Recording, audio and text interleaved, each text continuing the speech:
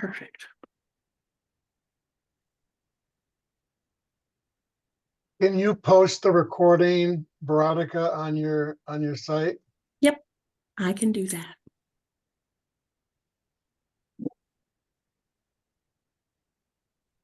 And I'm mute.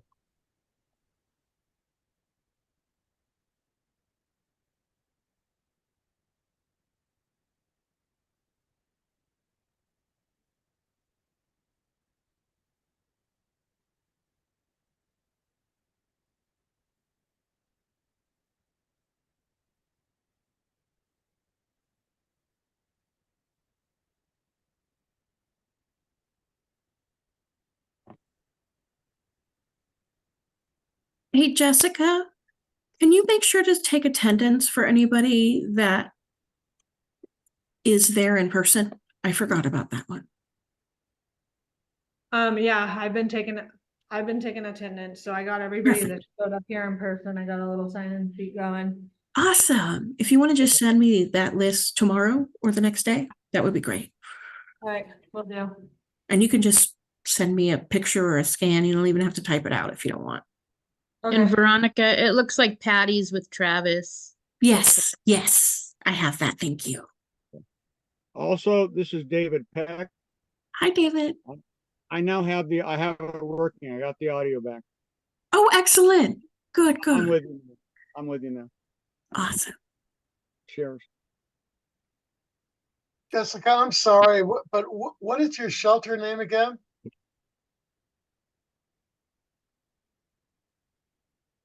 You're on mute, Jessica. The shelter is a hospitality house shelter. Okay, so you're in Fort Bragg. That's correct. Yeah. Okay. And so, yeah, I've done attendance. So far, it looks like we have a total, and I haven't cited the one that was missing. So with the one that was missing, Veronica, that's a total of 13 homeless volunteers. Okay. And just Okay. letting You you guys know. have 13 routes? I don't know. I've never had this many people volunteer. Right. But So because a lot of times people don't show up morning of, that's what I'm saying. but I've never had that many sign up in advance. Yeah, you know what? Me neither. And how many years have we been doing this? A lot.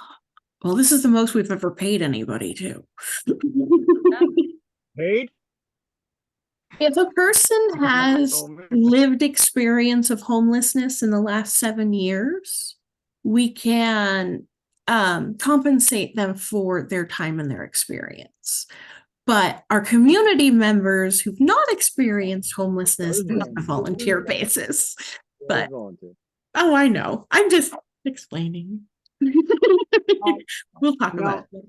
Okay, I'm sure you'll tell us, but I'm really not sure where we're meeting on the 24th.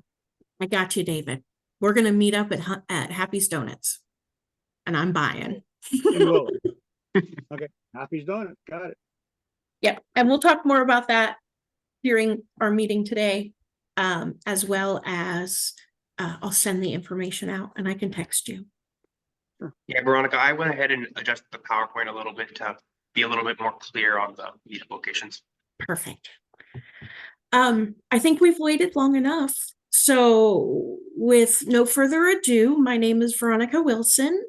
And as many of you know, I work for Mendocino County in social services as a program administrator.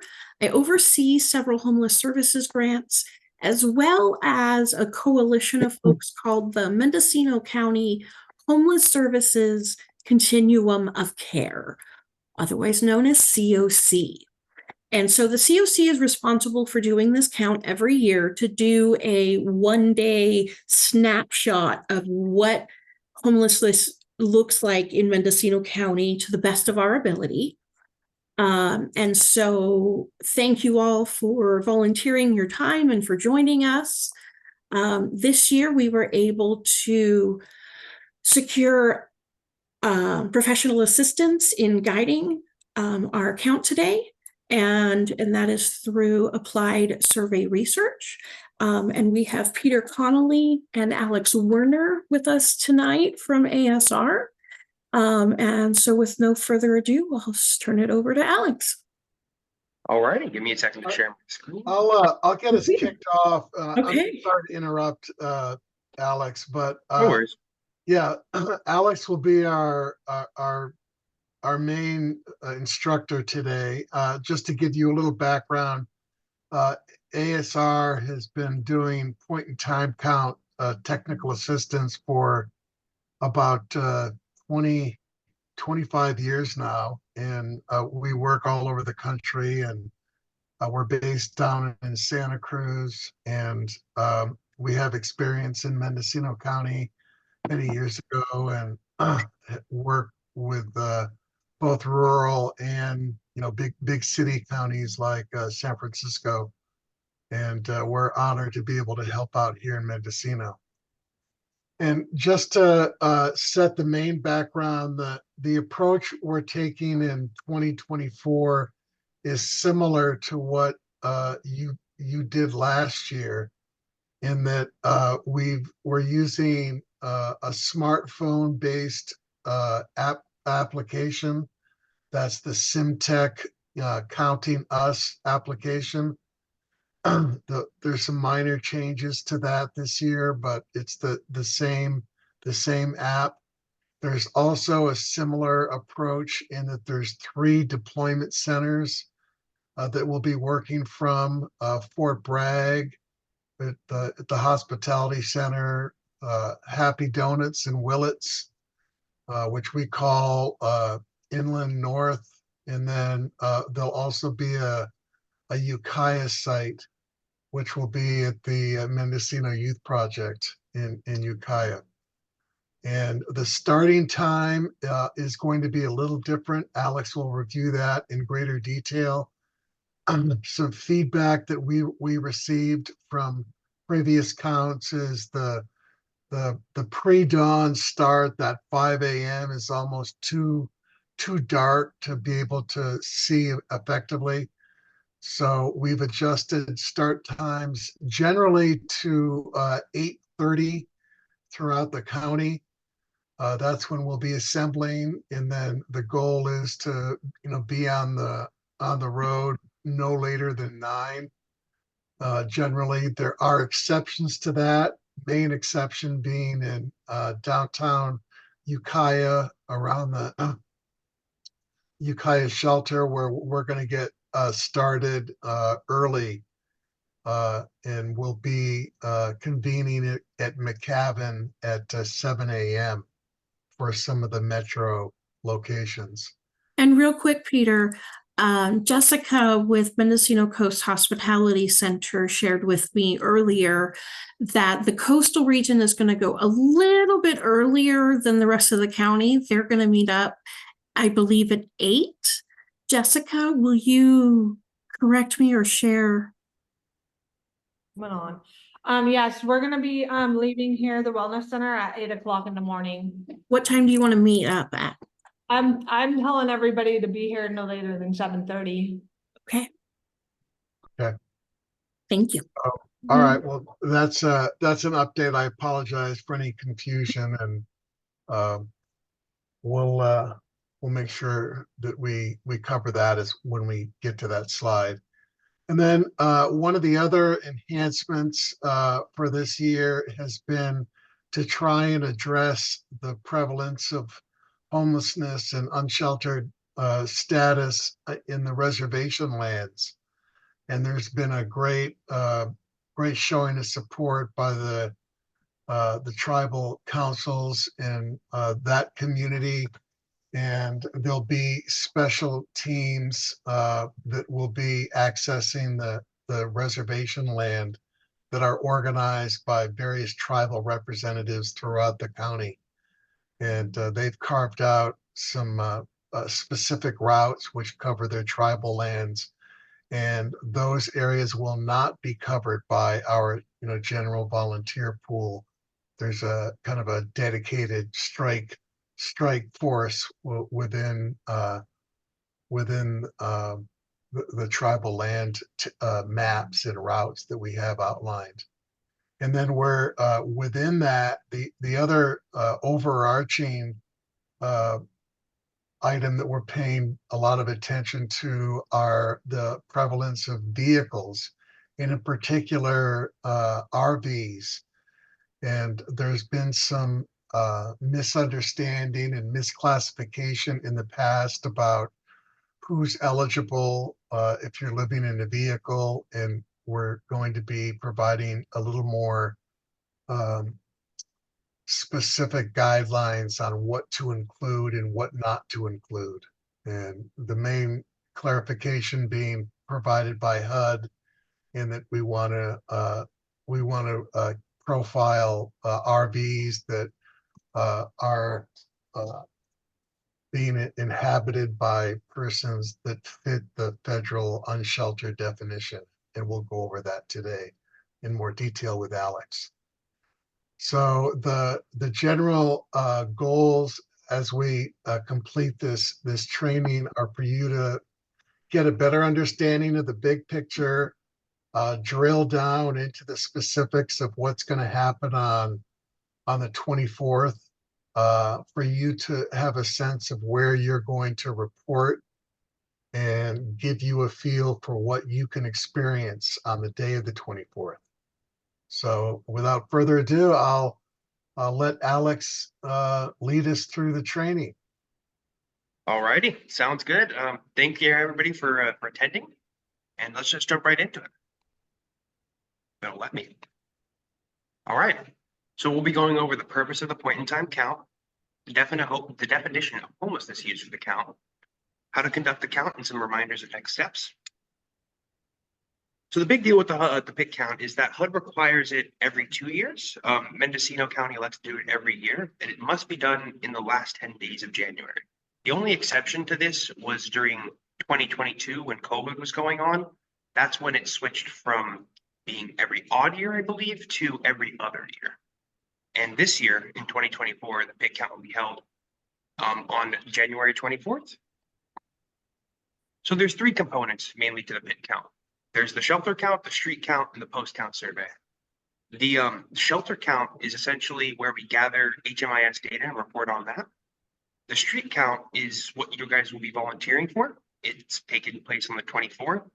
And the county is split up into 3 regions: the coast, the inland north, and inland south. Oh, and the post count survey, my apologies. The post count survey usually takes place about 2 to 3 weeks after the count itself. And it can be collected during the street count itself if it's appropriate. Okay, let's skip most of the slide. The one thing I want to focus on is this area right here, the in-person deployment sites. This is where you're going to be meeting up in the morning. So for the coast, it'll be the Mendocino Coast Hospitality Center at 101 North Franklin Street. In Ukiah, it will be the Mendocino County Youth Project, which is 776 South State Street, number 107. And in Willits, it will be Happy Donuts, which is 1661 Main Street, Suite B.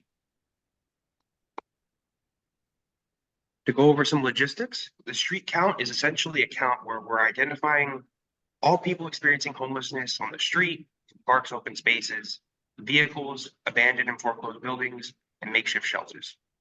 The street count is planned in most areas from 8:30 a.m. to 1 p.m., 8:30 being the meetup time. You'll go out probably at about 9. And the only differences, like Peter and Veronica were highlighting earlier, that in the metro Ukiah area, they'll be meeting up at 7 a.m. And in the coastal region, they'll be meeting up by, I believe you said 8 o'clock or 7:30. Correct me if I'm wrong, Jessica.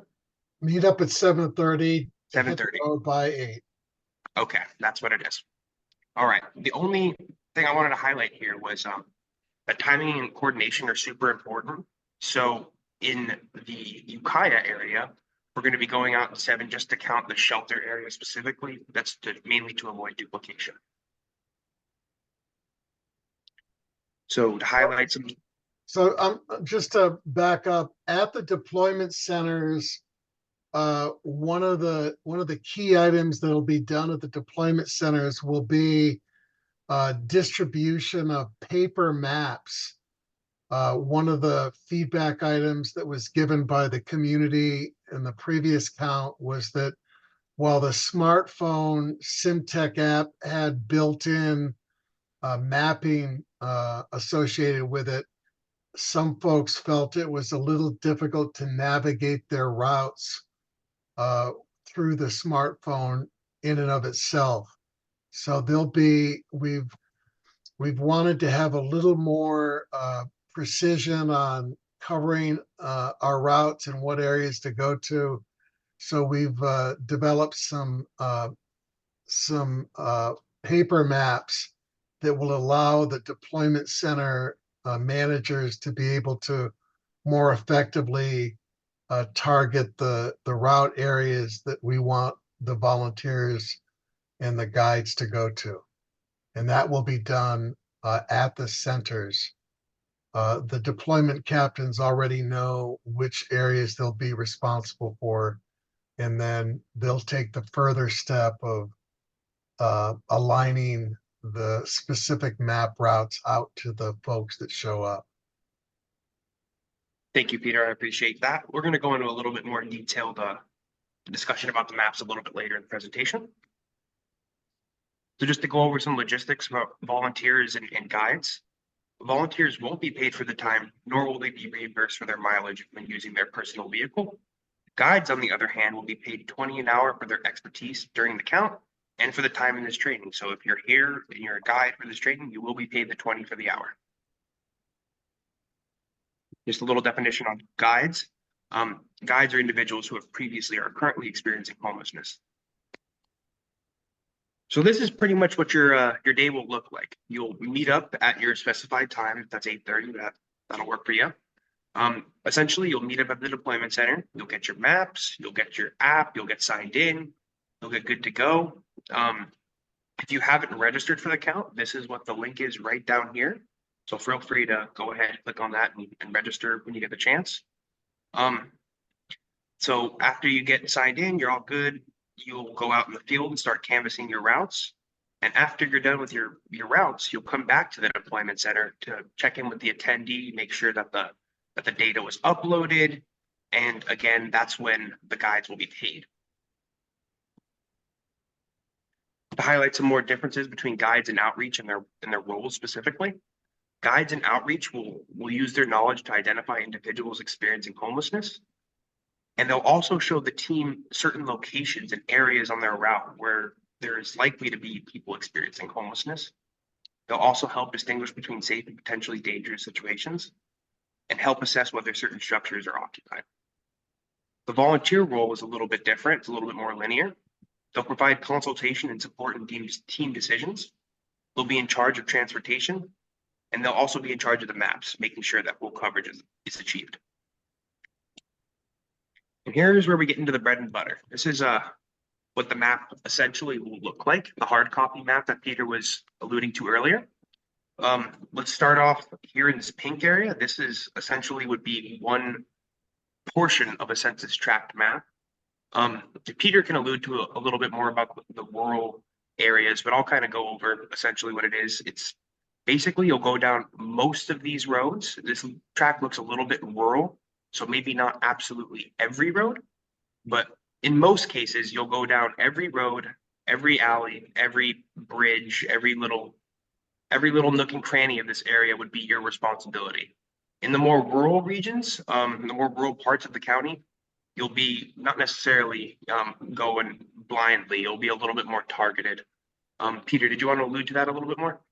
Yeah, this is something where when you see the map, you can get a little sense of how much driving you might have to do by a key that's in the upper right-hand corner of the map.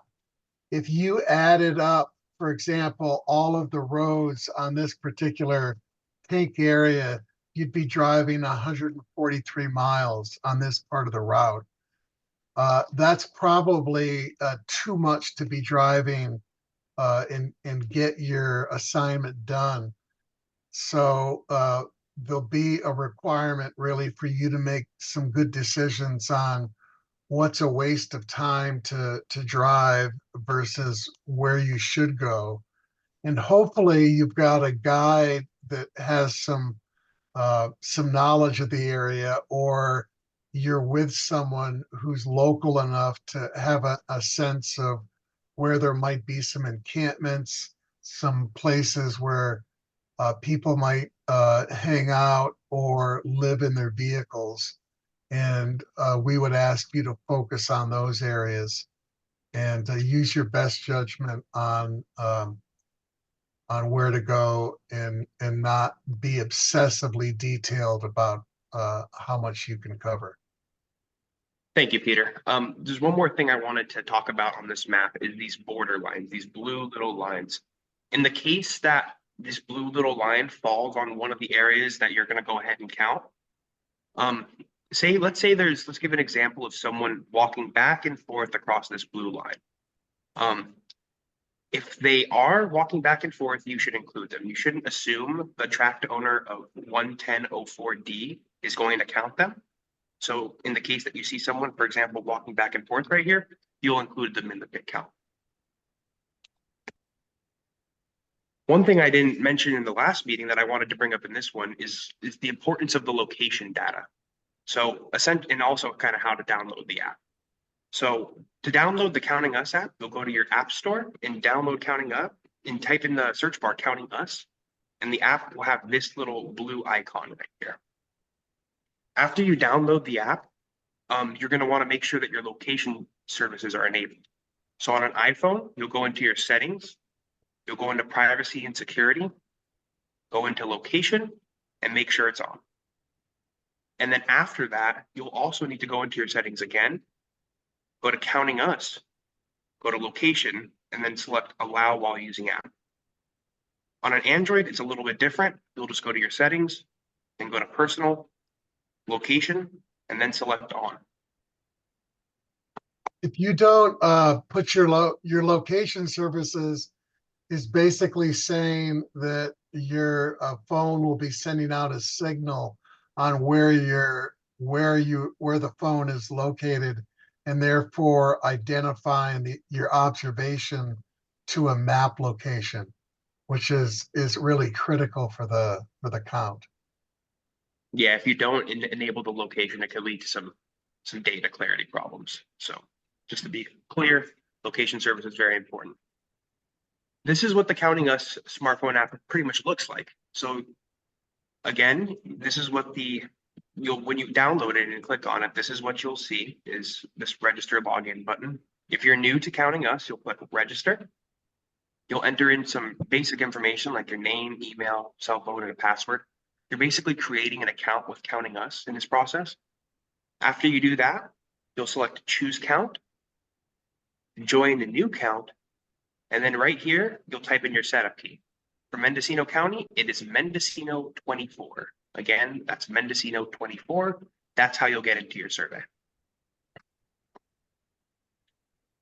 So again, to kind of allude a little bit more to it, this is what it looks like. Oh, did I enter it in twice? Nope, I did not enter it in twice. Okay, so once you enter in Mendocino 24, you'll press get started.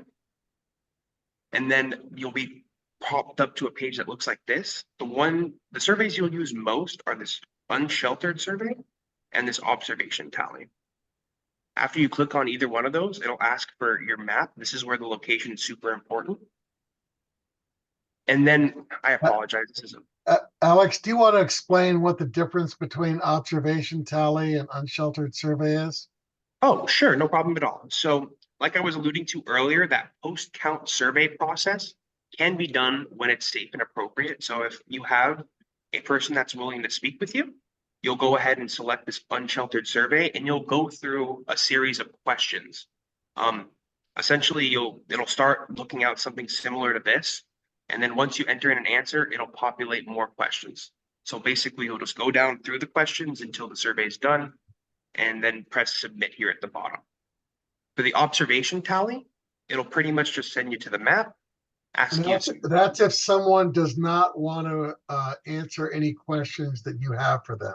Exactly. Yeah. So an observation tally, you're just it's just basically making a simple observation, not asking or answering any questions. You'll basically just pin a location, answer some very basic demographic information, and that'll be that. Here's some tips on how to count vehicles. You'll be looking for fog windows, electrical connections, generators, screens or window coverings, some potential items inside or outside of the vehicle, such as household items, bags, clothing, or shoes. And you could also potentially hear some music or talking coming from inside the vehicle. Did you want to talk about the RVs one more time to be clear? Yeah, just a little. I mean, a lot of this, again, there are guidelines, and we will provide and have already provided on the county website some more specific guidelines. But the main goal is to identify persons who are living in their vehicle for lack of an alternative sleeping location. And we're not trying to document vacationers or people that that have that are not living in their vehicle by choice. We want to be faithful to to documenting the unsheltered persons living in a vehicle, and that's the main guideline that we're following with HUD. HUD was specific with us about keeping an eye out for RVs that have electrical and water and sewage hookups tied to their vehicles, and specifically where there might be some rental or lease arrangement with the home or landowner. And those folks would not be eligible to be included in the count. If it's a situation where someone has just got their vehicle parked on private property and is living in their vehicle, and those things don't appear to be hooked up, or that relationship does not appear to be in place, then they would be eligible to be enumerated on your smartphone app. Thank you, Peter. I appreciate that. Will it allow me to go forward? Okay, perfect. So now that you kind of have a grasp on how to use Counting Us, we highly encourage you to download it, type in that Mendocino 24 setup key, and go ahead and try it out. Anything you do in the app prior to the count will be deleted, so you don't need to worry about submitting the entries. Go ahead and shoot that over and make sure you understand the process. There was that yellow bar that you hit on the Counting Us form for your practice effort. That Yeah, this little pre-count pre-count mode. Okay, let's go over some safety logistics. So be safe. Don't take any risks for your health. Don't take any photos off the field. We want to be respectful and keep the privacy of these people intact. It says my internet connection is unstable. Do you guys see that on your screen as well? My apologies if so. Yeah, we see it. We're good. All right, my apologies. All information and location should be kept confidential, so don't discuss this in any public forums. Don't go on Twitter or Instagram or we posted about the count. Stay with your teammates, be respectful of those you're counting, and refrain from trying to provide any outreach services.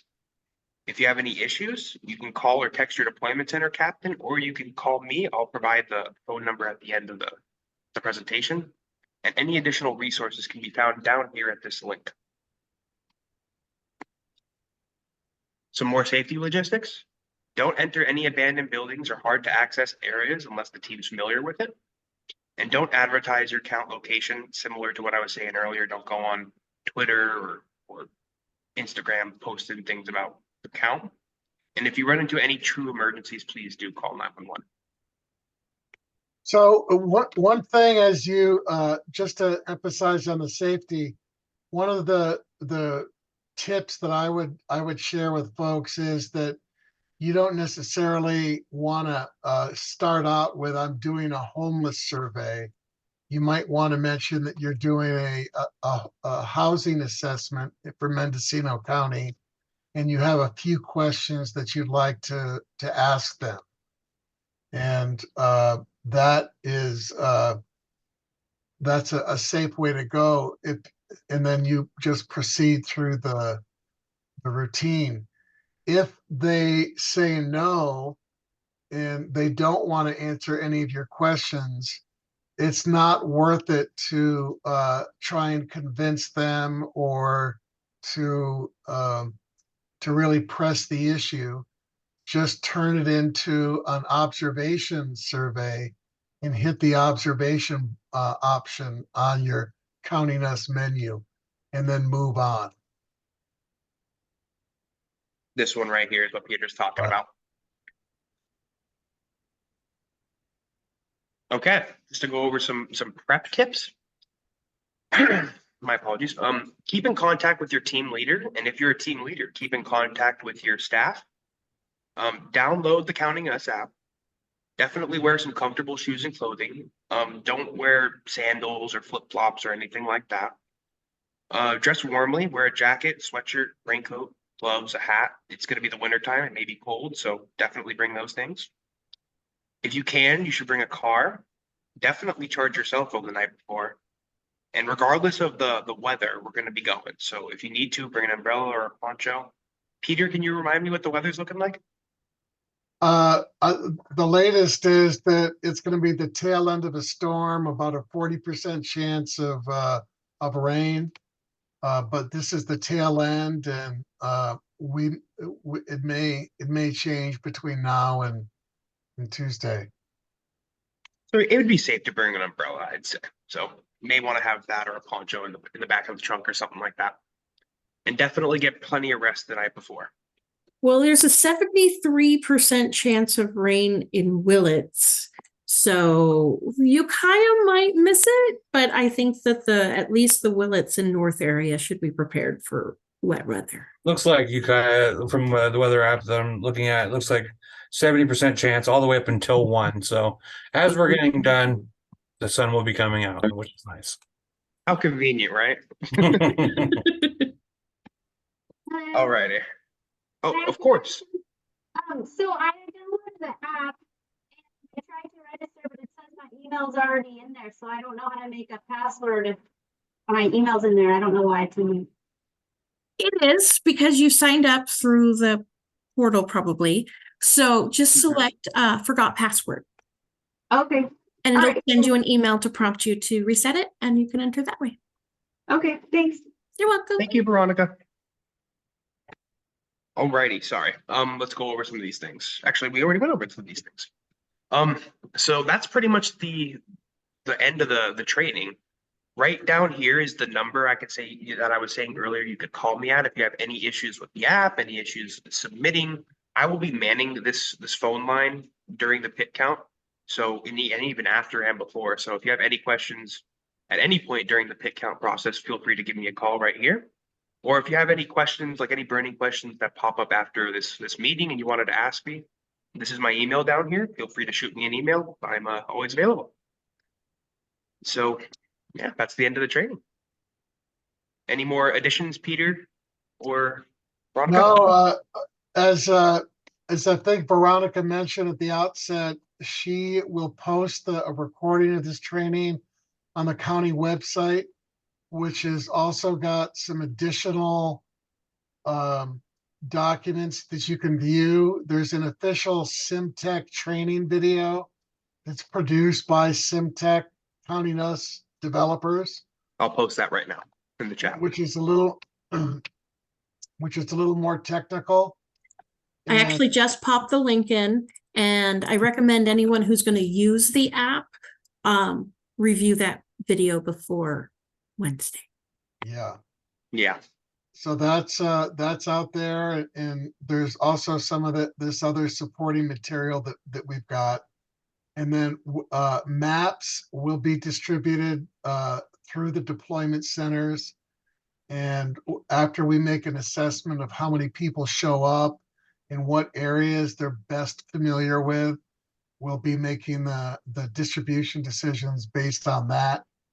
For those that have guides recruited, folks with lived experience, you'll be paid in cash at the conclusion of the count, and so you won't have to worry about that. Veronica, Since this is being recorded, I just want to add that it's going through ASR with unrestricted state funding for homeless services for system support. So it is not federally funded at all. We're using zero HUD dollars for this count, except for a tiny bit of our HMIS staff time to support the reporting and monitoring of the process. I just had a quick question. So we have a guide. Do we sign them up the same way we signed up? Yes, sir. Yes. Okay. And then since we're starting earlier and we're going from McCavan, should I pick up the paper maps from you at some point this coming week, or I'll get them to you, Travis. Well, Okay. yeah, I'll get them to you. you can just call me, we'll figure it out. Okay. All right. Hey, Brian. What's up? So the Ukiah, we're meeting at the MCYP drop-in center. What Yes, sir. time? Was it 7 or 8? 8:30. 8:30. 8:30. Yeah. Okay. Then Ukiah and just Willits is 8:30. Meet up with a deployment at 9. Okay, perfect. Fort Thank you. Bragg is the only one that's different. Oh, okay. Makes sense. Thank you so much. Earlier, which just that's fine. They have a farther distance to go. They have to go the whole length of the entire county. So it's understandable. Okay. But Willits and Inland North and Inland South are gonna meet up at 8:30. The only exception is there's a small group of folks doing downtown Ukiah. Just so that we don't accidentally count folks who stayed at the Building Bridges shelter as unsheltered, because then we count them twice. And so we don't want to do that. And so we're just doing downtown Ukiah a little earlier. So you won't have to do downtown Ukiah, so don't worry about it.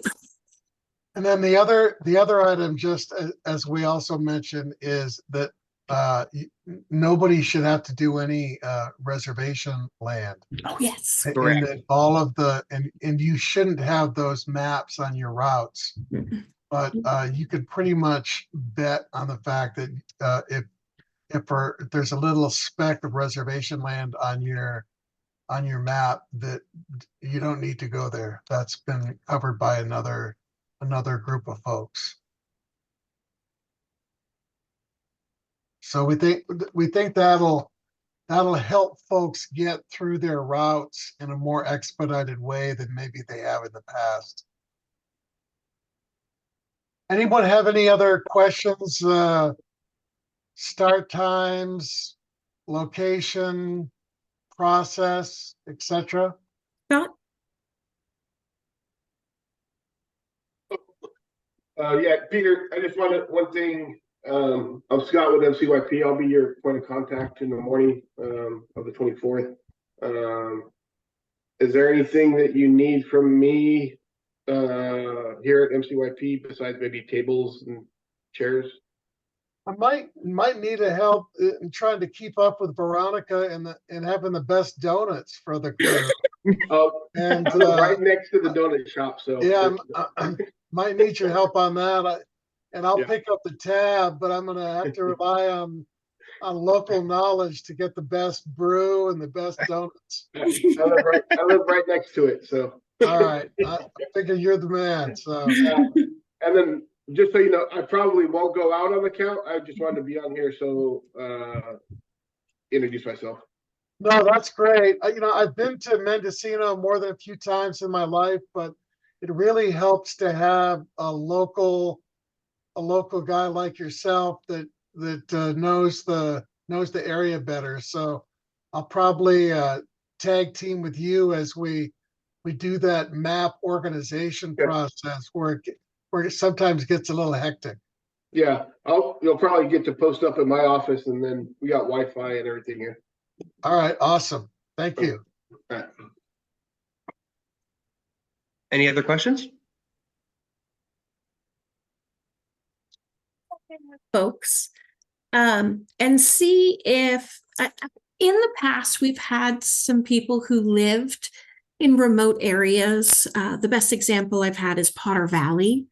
Folks who lived out there and were willing to count didn't want to leave home, come to Ukiah just to have to turn around and drive back to Potter Valley. Is there anybody in that kind of a situation where they'd like to maybe meet up at a different place? Maybe there's a specific area you know really well that you'd like to be matched up with? Anything like that? I know, Kevin, you'd like to be in Gualala. Is that correct? Yeah, I'm in Wallala. I can go to Fort Bragg, but if I can meet somebody in between, that would be nice. Okay.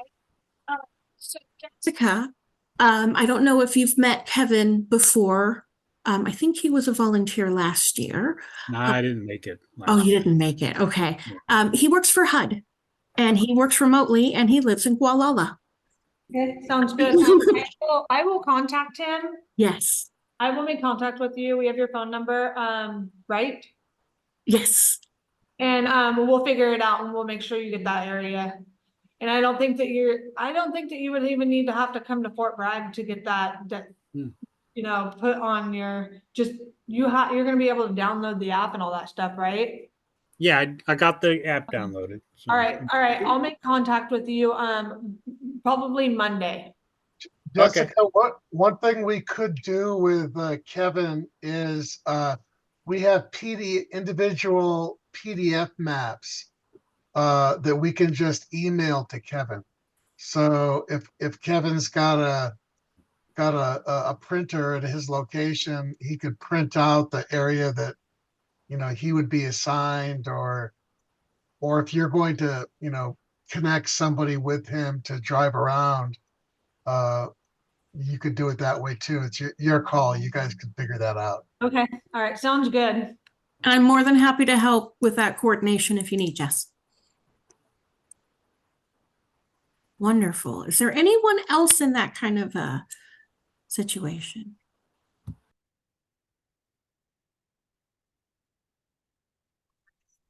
Start teaming folks up based upon the best knowledge that we have.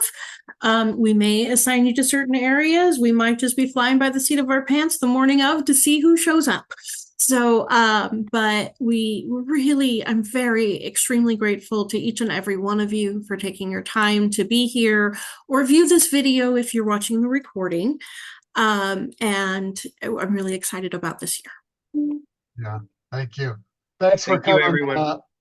Coming with us after hours today. We appreciate that. Yeah. Bye, everybody. Have a great day, everyone. Thank you. Enjoy your evening.